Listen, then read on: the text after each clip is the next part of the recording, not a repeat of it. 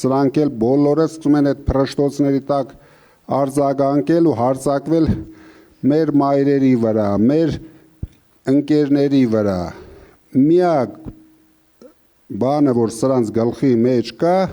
ինչքան մարդ ձերբակալեն, ինչքան մարդ կալանավորեն, ուրիշ ոչ մի բանից սրանք չեն հասկանում, մեկ էլ սիրուն գրդոն անեն։ Ուրիշ հետո գրդոն բոլորով են անում, նենց չի, որ մեկ, երկու հոգի։ Համակարգային գրդոն է այս երկիրը։ Մենք շուտով ձեզ ցույց կտանք, որտեղ ինչ են կերել։ Իրենք ձևը գտել են տարիներով մարդկանց ոնց շանտաժի ենթարկեն, ոնց վախեցնեն, բայց հիմա այն որ ասում է փառք Աստծո, ձեր օգնությամբ,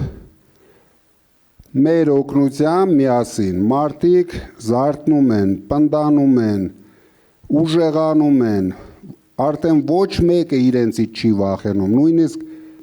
մեր տարեց մայրերը ինչ հակահարվածներ են տալիս։ Ուրիշ ձև չկա, սրանց տեղը պետք է դնենք։